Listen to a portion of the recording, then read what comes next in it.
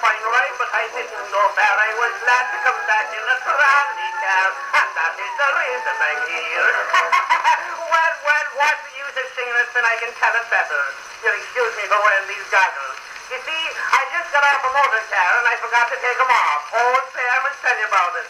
You see, there was a special sale of motor cars one day. I went to the sale and I got a great bargain. I got a $5,000 car for $4,999.87. Of course, that didn't include the extras, but then the extras only cost me $7,000 more. I'll tell you, it was a fine turnout. In fact, it would turn you out quicker than any car I ever saw.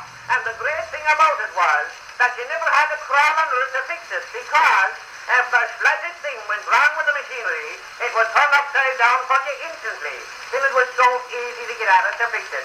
The man said to me, it's an 8-horsepower runabout and very strong. Well, it certainly was strong, for you could smell it further than any car I ever saw. And it was a runabout, all right, because it would run about half a mile, then stop. And that 8-horsepower thing, it took 8 horses to pull it back home again. But the funny thing was that you couldn't make it run without a lot of dust. In fact, it took more dust to run it than it did to buy it. Well, anyway, motor cars are the greatest thing in the world.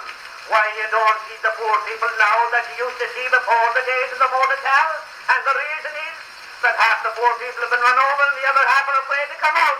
Oh, save me the way. Dan O'Brien, a friend of mine, had a motor car, and he told me he was going to have a new attachment put on it. And would you believe it, as soon as the attachment was put on it, O'Brien lost control of the car. The sheriff has it now.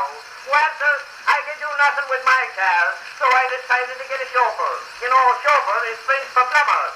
I call him a chauffeur because he gives people such a little chauffeur their lives. My chauffeur certainly was a wonder. I asked him if he had a recommendation, and he said no, but he thought he'd get one in a month or two. He expected his last boss would be out of the hospital by that time. Well, you ought to see the clothes he had on.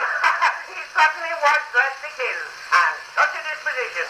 Why, he was the greatest fellow for running people down I ever saw. He was a smart fellow, though, and it didn't take him long to show me the difference between the quick and the dead. The quick were the ones that got out of his way, and the dead were those that didn't. I asked him if he killed people often, and he said no, only once. Well, I took a chance, and I went out with him this afternoon.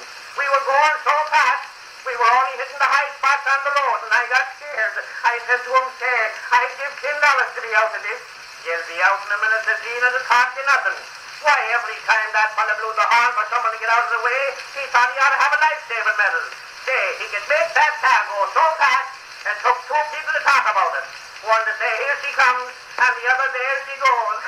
Well, sir, we had a fine ride. The fine was $50. I thanked the judge, paid me fine, discharged the chauffeur, sold the car, got on a trolley, and here I am. Now then, Professor, if you give me a little gasoline, I'll touch a match to it.